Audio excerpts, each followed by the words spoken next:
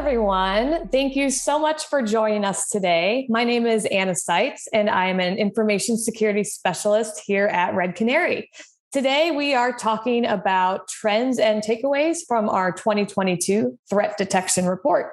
We're joined today by our subject matter expert panelists to overview the trends, threats, and techniques highlights from this report. Harrison Van Riper is a senior intelligence analyst and will cover the trends section of the report. Lauren Podber is a principal intelligence analyst and will cover the threats section. Matt Graber is a principal threat researcher who is not feeling well today, so he will be absent. And Adam Masinchi is director of open source programs, will cover the technique section in his place. And I am your friendly neighborhood moderator who will be guiding you throughout this presentation. On the agenda for today, we are going to be talking about what is the threat detection report, why it matters, why it's important. Then we're going to be diving into our specific trends, threats, and techniques sections, where our SMEs will be doing a deep dive on some of those topics with much more granularity. All right, so what is the threat detection report? It actually began in 2013 when we published our first report. And ever since, Red Canary has delivered threat detection to organizations of all sizes. So our platform actually collects as much as a petabyte of security telemetry every day and leverages a library of these detection analytics to uncover potential threats that are then analyzed by our cyber incidents response team. And this report is a little bit different than some other year in review reports that you may see out there, because this report provides actionable content that is relevant to practitioners. We also include techniques, testing, and detection opportunities that can be used immediately and provide valuable insights to researchers. Also, this report is not just a compilation of things that we've seen over the past year. It's a mile marker for defenders to use as a guide to better understand threats in their own environments. So the key word when talking about this report is prevalence. So we're looking at prevalent threats that impact the majority of organizations. We hope you take a few things away from this presentation and report today. The first is our view of the threat landscape. We would also like you to understand how adversaries operate, what some common threats looks like, and then also how the trends that we've identified in this report are evolving and how that may impact next year. We include action items at the end of each section in the report to help you apply guidance immediately. And then overall, the goal is to have you be able to make better informed IT, security, and risk decisions for your organization. Some key takeaways from the report that I'm just going to gloss over quickly because our SMEs will be getting very much into the weeds on these topics are that ransomware operators continue to take new approaches, like relying on affiliates to gain initial access into an environment. Also, supply chain compromises were a major theme in 2021. So this included SolarWinds, Kaseya, NPM package compromises, and Log4j. Exploitation of vulnerabilities in popular enterprise platforms has led to web shells and even more ransomware. And then confirmed testing comprised 1/4 of all detections. And actually, many of the testing detections were observed coming from open source tools, which is very interesting. And then last point we'll cover is the TA551 was the top threat in 2021 and impacted 10.2% of customers. Now I'm going to pass the presentation over to Harrison, who will overview the trends section. Awesome. Thank you, Anna. Yes, I'm Harrison. I'm a senior intel analyst here at Red Canary. And let's jump right into the trends. So obviously can't have a presentation without GIFs. So I've loaded these up with GIFs. But first up, we've got ransomware. We can't have an annual cybersecurity report without talking about ransomware. 2021, like previous years, saw a continued dominance of ransomware targeting businesses across every vertical, really. So I'm going to kind of just briefly touch on some of these high points in terms of the overview of that. So affiliates and precursors. So different threats might be involved in different parts of an attack. You might have threat actors focusing on initial access who then sell that access to others. And that buyer might actually be conducting that follow-on attack or follow-on activity. So we look at those as kind of potential precursors for ransomware activity. So you might see, Qbot or Bazaar prior to seeing a Conti ransomware infection. So that's why I have this table on the right. So these are just 5 of the examples that we saw over the course of 2021. So you've got Qbot leading into Egregor, Qbot leading into Conti, like I said, and also Sodinokibi. And then you've also got Bazaar and IcedID leading into Conti. These are really important data points for us as the intelligence team to track. Knowing what kinds of behaviors and malware might appear in an environment could give us a really crucial head start on potentially mitigating a ransomware attack. Now, does this mean that every time I see Qbot, it's going to lead into Conti or some other ransomware? No, obviously not. But it does mean that as an intel analyst and as an organization who's monitoring for this kind of thing, it means that I'll keep my eyes peeled on that environment and maybe keep a little bit more extra eyes on it. Maybe I'll send up as an intel analyst here at Red Canary. Maybe I might be sending up a flag to our detection engineers and say, hey, we've seen Qbot here. Keep your eyes peeled on this and just keep the tinfoil hats on, sort of thing. So moving on to the shifting threat landscape. So like all things in life, change is inevitable. There's going to be new players that come into the picture and some that drop out for one reason or the other. But there were a few interesting developments last year, namely around the arrests of some of those people associated with ransomware operations. And I didn't really do any sort of like time analysis on this, this could be totally anecdotal, but it felt like we saw a lot of ransomware arrests happen last year. So that's one thing I kind of wanted to point out. It's difficult to say for certain whether it was the actual operators that were arrested or maybe affiliates of ransomware as a service operations, but either way, law enforcement seemingly made a big push last year, kind of across the globe. So you've got, the REvil alleged apparent arrests of those group members. You've got Clock ransomware operators being arrested, Egregor, NetWalker. Throughout the year, we had several of these kinds of operations take place. So on the other side of that coin, right, we had some new players kind of enter the field, enter the space that really started to cause a ruckus. I really wanted to use that word, so I was sure to use that. So Blackbyte really ramped up their operations in the latter half of the year, as did the Grief ransomware, both of which posted several alleged victims to their public leak sites, which has become pretty common practice in ransomware operations. Instead of simply just infiltrating the network and dropping and executing the ransomware and demanding a payment, operations are moving more towards this double extortion method. Basically, attackers exfiltrating data from that targeted environment prior to encrypting, start the encryption process, and then claim that they'll leak all this data if there's no ransom paid. So that is kind of the overview on ransomware for the last year. Hope you enjoy those GIFs. I especially like the wiener dog one. So let's go to the next slide. And that will be all about supply chain compromises. So you knew that we were going to talk about these. It's all the rage.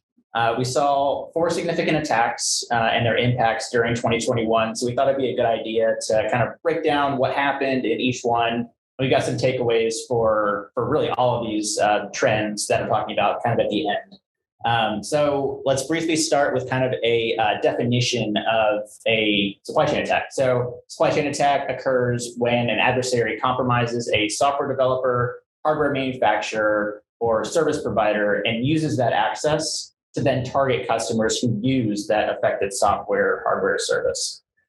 So that's kind of, with that in mind, take that forward throughout this slide. So SolarWinds. Obviously going to talk about SolarWinds first. And I know what you're all thinking right now, but Harrison, SolarWinds happened in 2020. And yeah, okay, like that's fine. If you want to be like really, really time sensitive about it. But even though the attack occurred at the end of 2020 in December, The effects were felt, well into the next year. So just bear with me, stick with me on this one.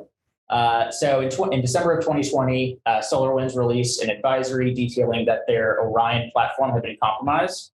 The attackers Trojanized a platform update for Orion, adding a DLL file that had backdoor functionality.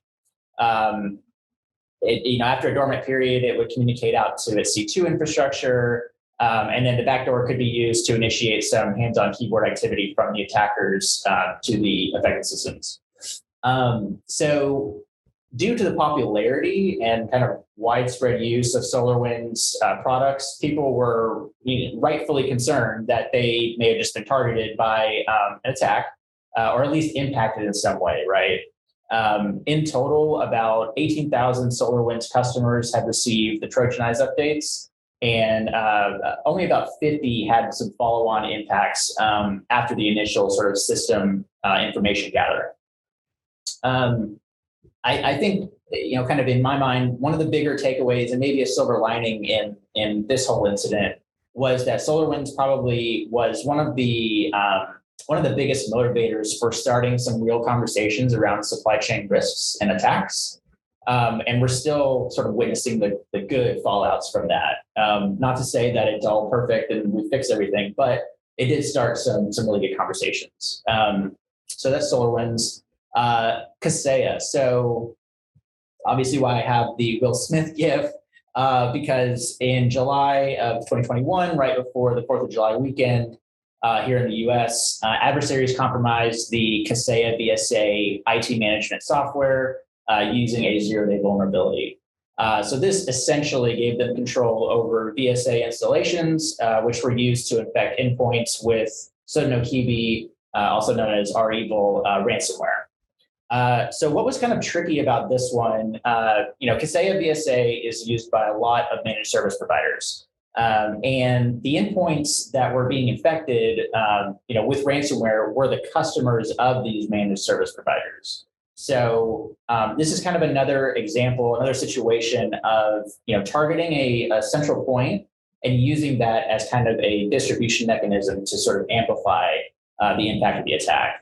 So about 50 customers who are running VSA systems and about 800 to 1,500 other businesses were impacted by that ransomware incident. So that's briefly Kaseya. I know I'm kind of like blowing through a lot of the details, but we were all there. So NPM package compromises. So in October, adversaries compromised an open source JavaScript library called UAParser.js. And that was very popular. It had about 7 million weekly downloads. And they did this by hijacking the authors of the package account and adding code that essentially would install password sealers and coin miners. It's fairly straightforward, not that complex, but it was very effective. This is, again, another example of compromising that central point and using it to distribute out malicious code. And then one thing I wanted to plug here was one of our teammates that I'm sure you're all familiar with if you've been following Red Canary at all, Tony Lambert, who is a senior malware analyst on the team. He included this kind of attack and kind of a breakdown of how it all works in a presentation that he gave at Objective by the Sea. And I think we'll send out a link to that. If not, hit me up on Twitter or something and I can send it out, or hit up Tony. He's probably the best resource for it. Oh, great. Yeah, it's in chat. Cool. So yes, highly recommend taking a look at that. So then Log4j, Log4j, what can I say about Log4j? This is when we all learned what JNDI LDAP meant. I had no idea what JNDI was, to be completely honest with you. But in December, a remote code execution vulnerability in the popular Java logging utility Log4j was reported. Log4j used by a ton of third-party applications. When this was first reported, everybody freaked out because of the massive attack surface that this presented. People were assuming the worst, right? But in reality, we really saw a limited amount of exploitation in the wild. So there was some exploitation resulting in coin miners being delivered and botnets being recruited, and even some exploitation of VMware Horizon servers, which I'm sure is kind of what started to get this on a lot of people's radars. But even that still was not nearly the amount that everybody was thinking, like what everybody feared. And then one note on Log4j, it exists kind of in this in-between section of categorization for me. So it's not really a supply chain attack alone, but it's also not just a vulnerability by itself. It's somewhat similar to the NPM packages, and it's maybe this kind of new category that I definitely stole from Lauren, my teammate, of dependency risk that we're seeing more and more of. And yeah, so I think that may be a new developing sort of thing, but in terms of trends, that's kind of something that we're seeing. All right, next slide. All right, vulnerabilities, everybody's favorite, vulnerabilities. So last year, several high-profile vulnerabilities that had everybody talking, most of which you can see on this slide. We had Microsoft Exchange vulnerabilities, supply chain vulnerabilities, print spooler vulnerabilities. And some had more of an impact than others, right? Some were more impactful. One thing to point out that we try to point out in the report as well is that there's something that gets lost, I think, in a lot of conversations about vulnerabilities. As all of us know, a vulnerability is really just a flaw in code, right? So a threat has to come along and actually exploit that vulnerability for it to cause some impact. Typically, the way that we detect vulnerability exploitation is to look for the behaviors surrounding that exploitation. So just for example, the creation of a web shell that might follow on from the exploitation of a vulnerability. That's kind of it's something that somewhat gets lost in a lot of these conversations about vulnerabilities. So for this section, I'm just going to give kind of a brief overview of the vulnerabilities and their impacts. But for the really good nuggets of information, I really recommend going and checking out the report because in there, we actually included some detection opportunities for those behaviors that I'm kind of talking about surrounding the exploitation. And those, I didn't want to just read those out to you because that'd be pretty boring, but go check out the report and those are included in there. All right, so proxy logon. So in March, we got proxy logon, which was is a chain of 4 vulnerabilities present in Microsoft Exchange servers that would allow for remote code execution if chained together. So there were several adversaries observed exploiting this to drop web shells and gather data from targeted servers. And in one case, it did lead to Deercry ransomware being dropped on that target system.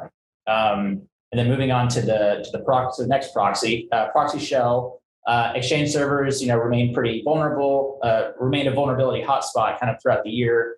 In July, 3 more vulnerabilities were discovered 3 more vulnerabilities discovered, dubbed proxy shell, allowing for remote code execution. So similar to proxy logon, adversaries dropped web shells, moved laterally in the environment, and did deploy ransomware in some instances.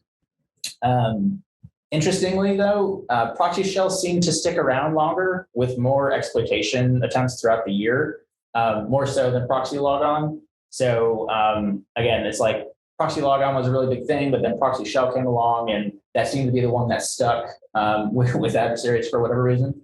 So those were a couple of interesting ones. Then we had Print Nightmare on July 1st, which was also right around Kaseya time, 4th of July.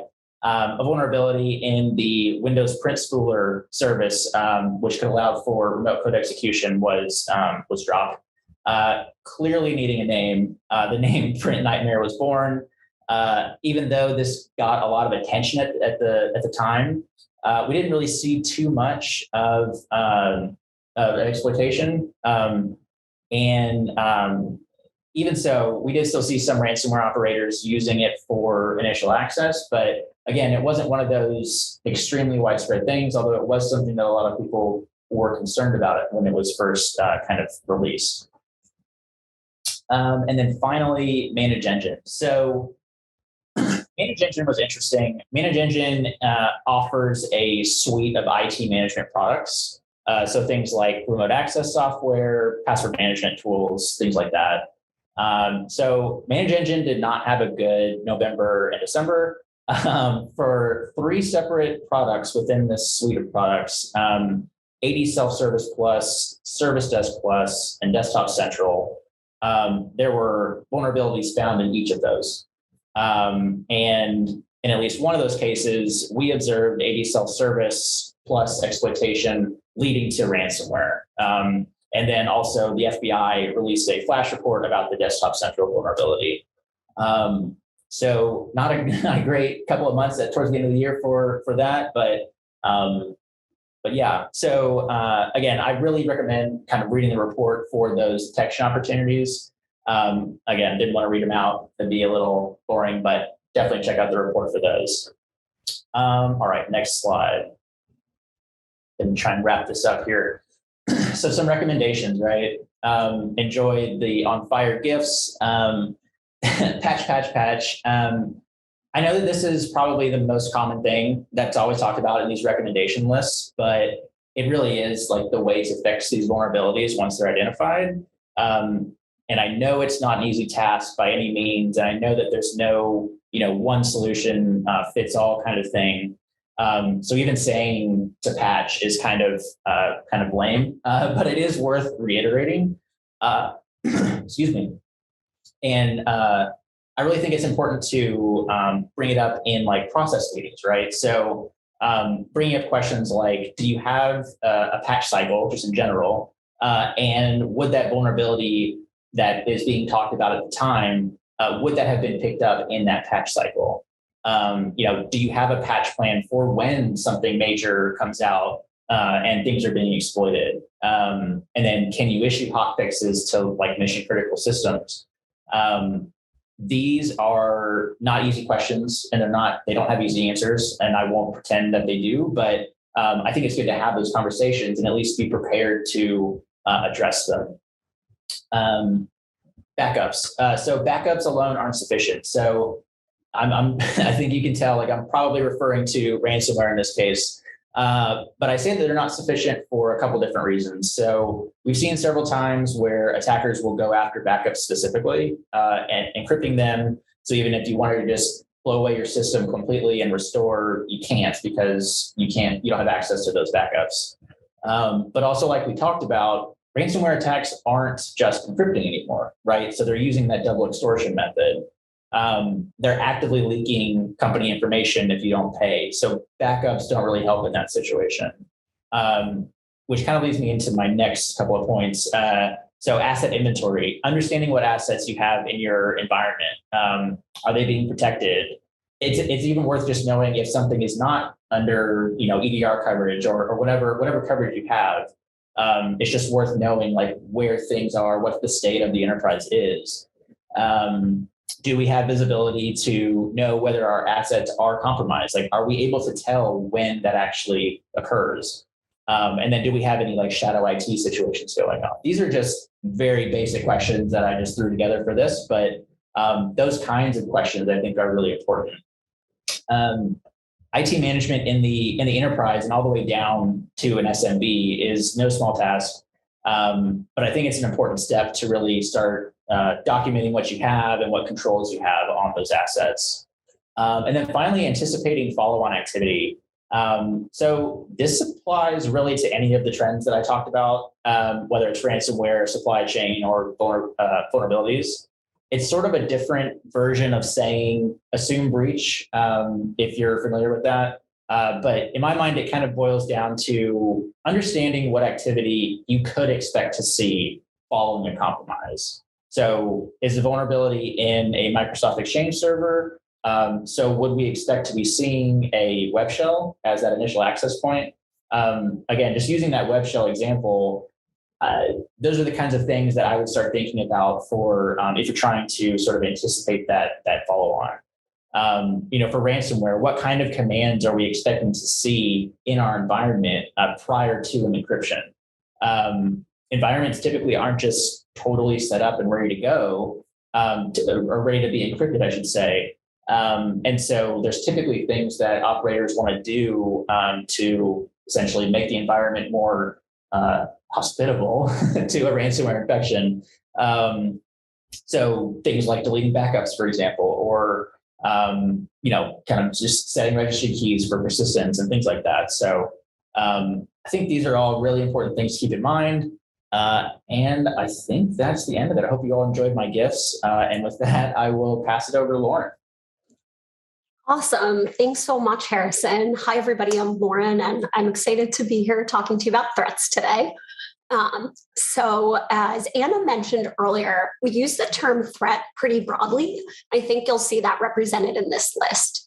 So looking across customer environments at the high volume activity from 2021, you'll see a group, some tools, and a handful of activity clusters. I'm going to talk through a few of these specifically, but before we start, I want to note that our recommendation is always for organizations to develop and maintain an evolving synthesis of the threats that matter the most to them. So in essence, a threat model. But given the volume and the prevalence of the threats here, we think this list can be used as one input, likely among others, to guide some of your efforts. Next slide, please. Ooh. Awesome. Okay, so we're going to start with SocGholish, which is the name we use to refer to a chain of activity that starts when an unsuspecting user visits a compromised website and downloads a malicious file purporting to be an update to a common application. This also involves recon on an infected host and might involve the delivery of follow-on malware. As Harrison mentioned earlier, we always want to be thinking about future activity. So we consider SocGholish to be an initial access threat, as it's embedded in legitimate websites that have been compromised to prompt unsuspecting visitors about a need to download a required update to common browsers and applications. So think Chrome, think Firefox, Adobe Flash, or Microsoft Teams. This fake update is usually a zip file containing a malicious JavaScript payload. The user executes this payload, it's going to call back to SocGholish infrastructure and share details about the affected host, and it might retrieve additional malware. So this ability to collect information, to conduct reconnaissance and relay details back to its C2 so quickly makes it really capable for a first stage payload.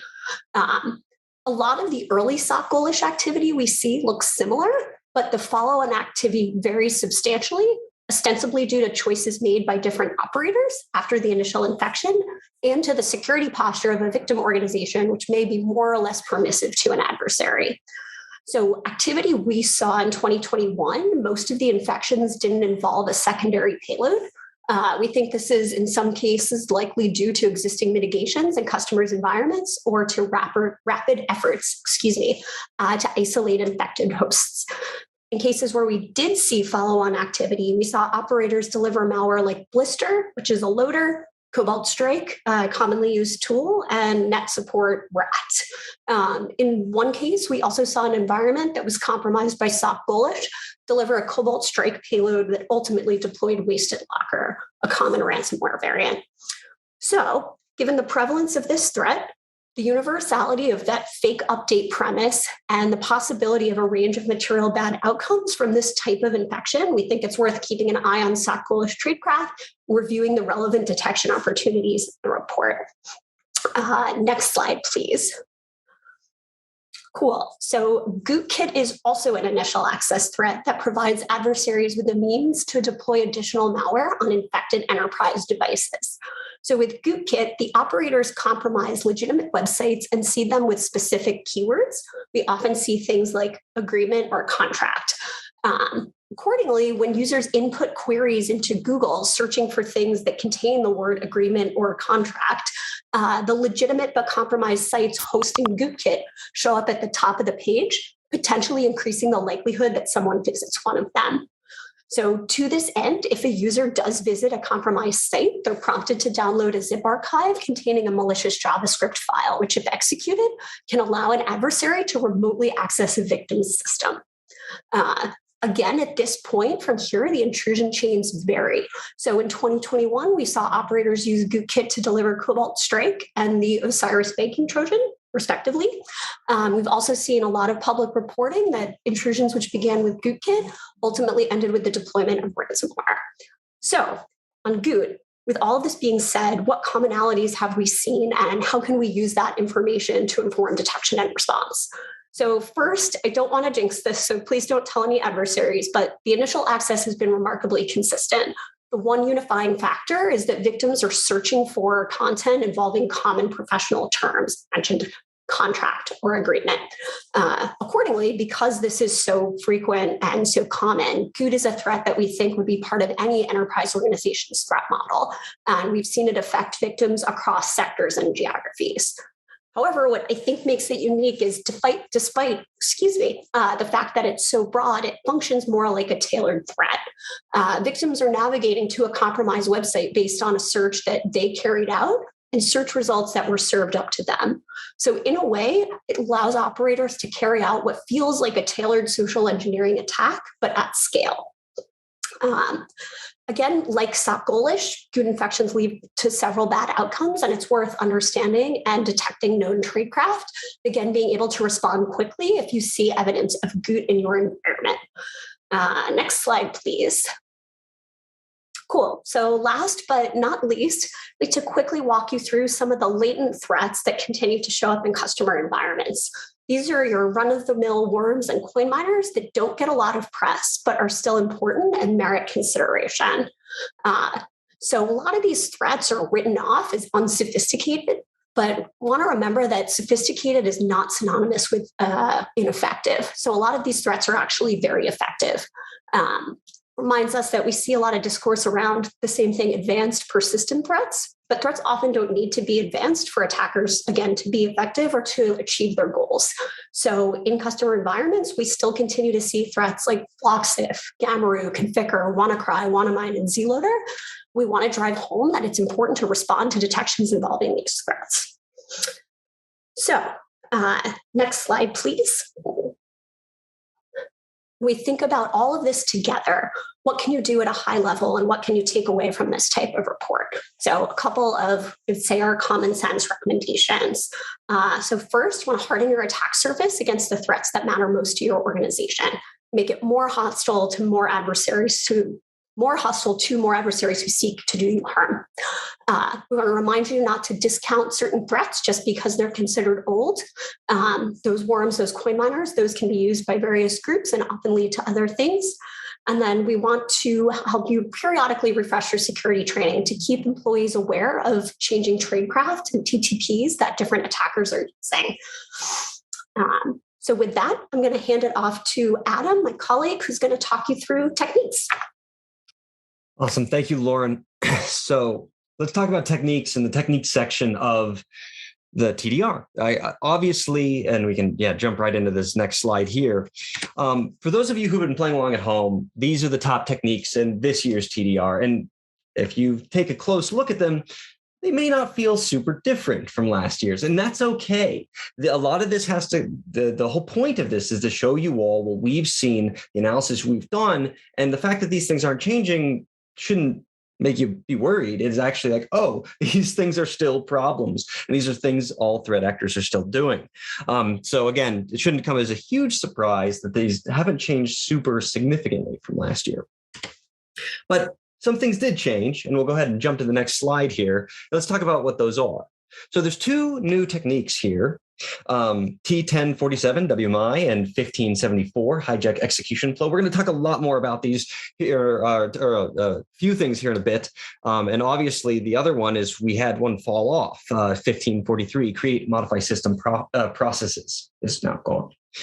But when we're thinking about these things, well, why? Like, why is WMI here now? Well, if we wanted to speculate, one way to think about that is, well, WMI is used really commonly in ransomware.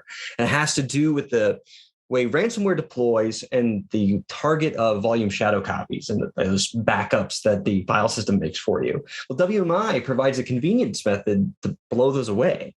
And so we believe that the increase in the use of ransomware is one of the causes of WMI showing up more and more and more. The other one is hijack execution flow. And this is a sub-technique of DLL search order hijacking. There's some complexities and nuances to this, and there has to be some weird stuff where adversaries are dropping DLLs on disk and all this other stuff that goes along with it. But the long and the short of it is, this is a really interesting method for payloads to obfuscate out what they're doing. And so that's one of the reasons we think we're seeing this as kind of a more common payload and obfuscation method right there. When we were thinking about why create and modify system processes fell off the map, one of the speculations we had, it was about how it's not that this thing has become less prevalent necessarily. It's that these other things are more prevalent. So it's not like adversaries aren't doing this anymore. They're doing more of other things. So that's a view of some of the changes in the list of techniques provided in this section of the TDR. So next up, we actually changed a bit of the methodology in the way we talk about these, and we can jump slides here to, perfect. There's a few new sections in the technique part of the TDR. One is this concept of visibility, and the other one is this concept of collection. And you all will be able to, dive deeper on this as you look at the TDR and read through it. But basically, we took these new categories as a way to give you all the best understanding of what we consider to be optics, right? And to break these out as their own categories so that you can really think about, not only am I able to see these techniques, but where do I go to get them? Like, how do I collect these things together? What would be a good resource for that? And we broke those out because they are disparate things. Next up, we have obviously testing is something we had before, and we have detection, but in the same way we think about visibility and collection as optics, we think about detection and testing as validation, validating that your defenses and defenders can actually respond or see or alert or log the techniques we provide in the TDR. So that's just some views of the changes here this year. So next up, near and dear to my heart, is all of the tests and all the techniques have tests, and all of those tests are aligned to Atomic Red Team tests. For those of you who don't know what Atomic Red Team is, it's an open source library of simple tests so that you can try out to see whether or not you can log these various techniques or what have you. But long and the short of it is, every technique in the TDR has a test that corresponds to it. It's right there in the testing section, and it ties back to Atomic Red Team. So if you want to do more testing of that technique, you can do so. So that's pretty neat there. Okay. So if we could only pick one technique to talk about during this session here, we would be remiss if we didn't talk about PowerShell. It is number one on the list of things adversaries use and bits of powerful methods that adversaries use to achieve their goals. So adversaries love PowerShell for a lot of reasons. Obviously, they can be used to execute most attack techniques. It offers so many evasion strategies that can become increasingly complex over time. It has execution agility. I mean, it really is kind of the perfect thing from an adversary perspective. But it's important to remember that defenders can love PowerShell too. I mean, obviously, administrators love it to help achieve a bunch of goals. But as a defender, you actually have a lot of power with PowerShell when it comes from visibility, logging, and detection. One example is that PowerShell by default has amazing logging built into it. And so tapping into that logging capability will provide you an immense amount of power, especially when you're looking up against adversaries using PowerShell a lot. So let's jump to the next one. When we're talking about visibility in PowerShell, there's a few things to note. And again, we can't do too deep of a dive on all of these points, but these are kind of highlights that you all can look up after this session is over and see if these are things that you have visibility into. Number one, deep script block logging. For those of you who have ever done anything in PowerShell, script blocks are a way to kind of pack together a bunch of PowerShell logic and do one thing so you can execute it very quickly. Well, when we talk about deep script block logging, you actually have the ability to dive through multiple layers of obfuscation and script block execution and those sorts of things in order to piece out what's actually happening. And so that's an incredibly valuable tool that you get as a defender from PowerShell. Obviously, there's native command line logging. At the end of the day, people do a lot of stuff in command line. So it's good to take a look there when you can. So don't be a stranger to how PowerShell shows up in a command line. There's this concept of add type logging as well, which we're going to give an example of here in a moment. But PowerShell gives you a lot of visibility when you start to play with these sorts of logic. And then obviously there's the anti-malware scan interface optics, or AMSI. AMSI is a very powerful execution analysis tool that is available to vendors. And what the power of it is that you can analyze something happening before it executes. Like in memory, you can take a look at that. And we're going to show an example of that here in a moment. So next slide. Okay, PowerShell, it's important. You should probably be seeing if it happens. Well, how do we test that? What's a good example to see if I can light up these sensors? And how do I know if my defenders would notice this sort of thing? Right here is just a handful of lines of PowerShell that all of you can use to fire off a bunch of PowerShell alerts and events. And this is a very, very cool but concise and a little contrived example, but it marries together all of these things that we just were talking about in the last few slides, where you're doing add types, you're doing the script blocks, you're creating all this logic together, and you're executing it all in just a handful of lines. And so if you wanted to validate that your EDR or your defenders or whatever are able to see these kinds of alerts that we're talking about here in this PowerShell technique and in the TDR, well, right here, this test gives you everything you're looking for, really, from an event creation perspective. And yes, it does seem too easy, but it is that easy. Like any of you can execute this. And if you aren't seeing the events created by this bit of code here, well, there might be some dragons there that you might want to uncover. And to kind of prove that, let's jump to this next slide here. If you were to execute that, all of these events should be created out of the back of that, frankly. And so you should be able to see these sorts of things just by virtue of doing that one technique test there. And to clarify, all 6 of these should be generated. All 6 of these should be visible to you in the event you execute that. And that's really powerful. That such a simple test can generate this much telemetry for you.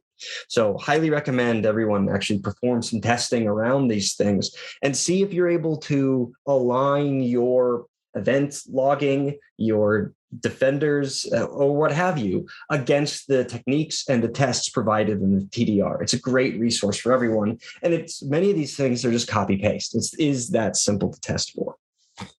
All right, next slide here. We talked a little bit about AMSI and how this actually fires in memory prior to execution. In the event your EDR provider has AMSI as a resource, you get an immense amount of power out of that form of logging. One example here is you can actually dive in and get into the binary of the thing that is attempting to execute. And there, for example, there's this content field. Well, the content is actually the binary content that's attempting to execute here. And so that kind of analysis you just get for free by virtue of if the tool or the vendor you're using has AMSI as a capability. And so highly recommend looking in to your environments and seeing, do you have AMSI? Is it a resource that's available to you?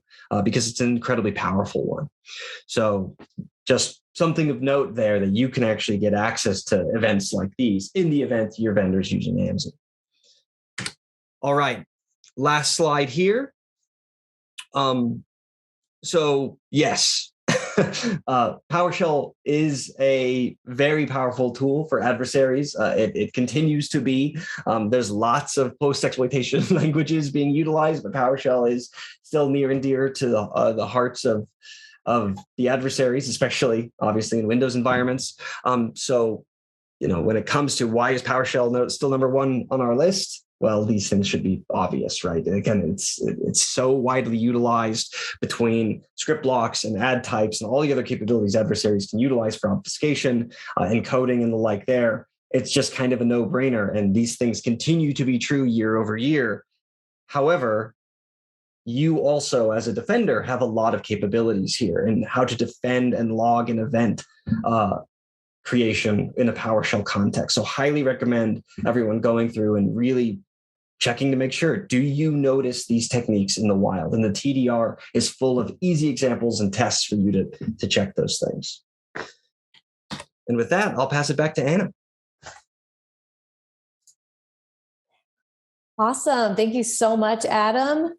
All right. So if you would like to learn more about the threat detection report or read it for yourself, you can log on to redcanary.com/threat detection report. Also, you can subscribe to our blog or follow us on social, and you'll receive monthly intelligence and threat research insights and also detection opportunities as they become available. So I have my first question. I can ask for Lauren. So you were talking a little bit about SEO tradecraft and threats like Gootkit and SocGholish affecting individuals who visited compromised websites. Can you talk a little bit about how that works? Hey, Anna, absolutely. Yes. So we think about search engine optimization. We think about the technology that's serving people with results based on things they look for. So websites have certain keywords that when a search query matches those keywords, it is more likely to go up the ranks in Google or any other search engine. This is not about the search engine itself. So websites that have documents containing certain keywords can be used to increase their place when the search results show up. So when I'm looking for operating agreement, state of New Jersey, if an attacker has compromised a WordPress blog or a site belonging to somebody else, seeded Gootkit malware, they can put those keywords like contract or agreement. When I Google it, it's more likely to show up for me. So the way it works is by changing the information that goes into the search engine optimization algorithm. We sometimes hear people talk about this as SEO poisoning. Gets a little bit confusing as they're not actually poisoning the algorithm.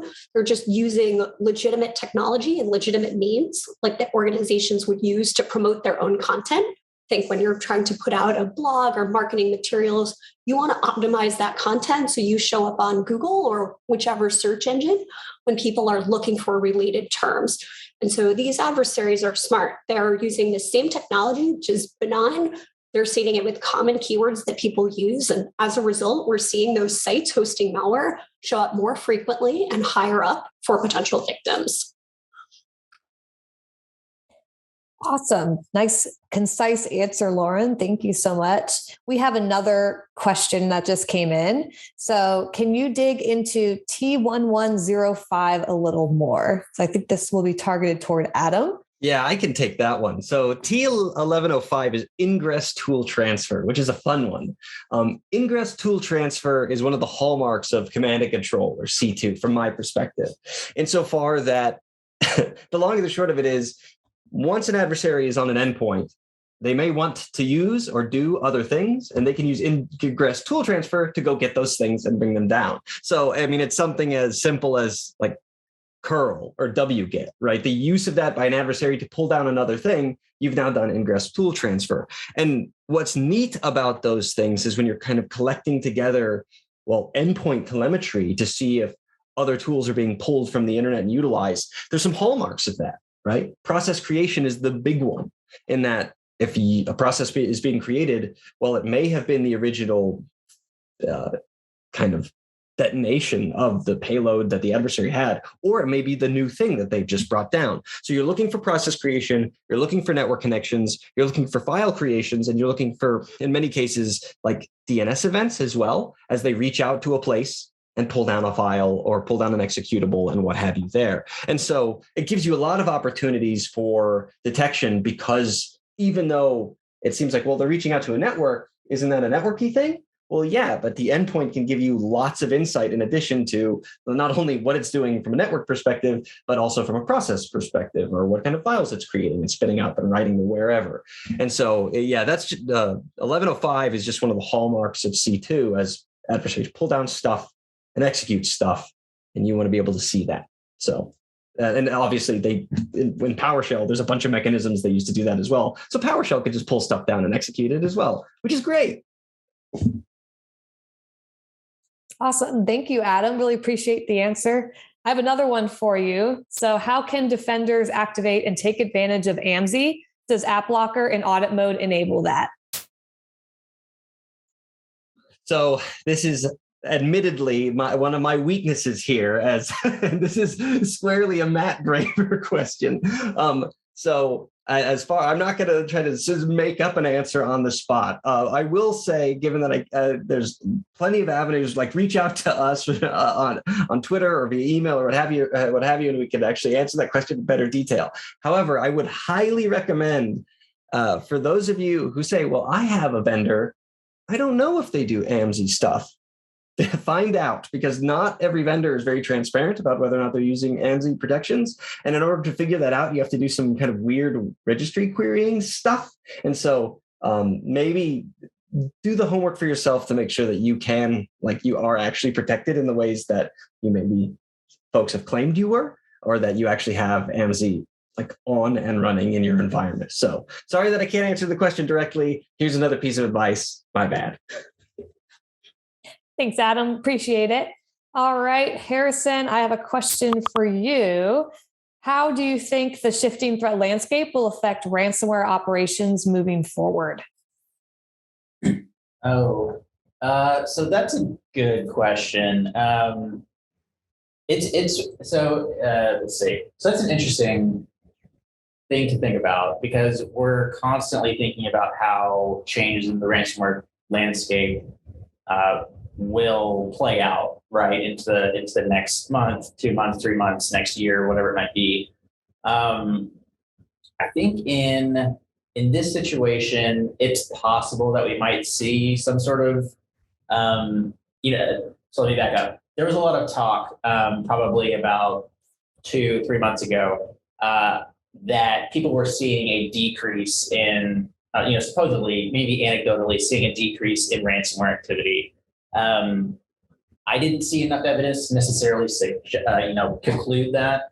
But I think it has some people thinking in terms of like arrests that have been made, changes in the landscape, ongoing, global sort of like events that have been, changing things just in general. Are we going to see a decrease in ransomware activity? I don't know. To be completely honest, it's hard to predict or even forecast that kind of stuff.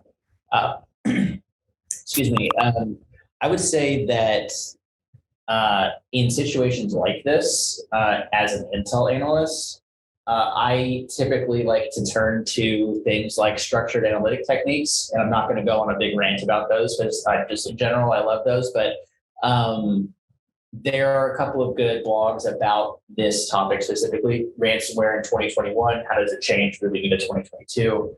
And I'll try and drop a link or two in the chat. But in general, I think I don't really have an opinion one way or the other quite yet. It's kind of hard to tell right at this moment. But I will say that if the law enforcement activity kind of keeps going, and those relationships between police departments kind of like across the globe, and like FBI, federal departments, things like that, as long as those relationships keep growing and keep strengthening, I think that that's a very, very good and impactful thing to take on towards the scourge, so to speak, of ransomware.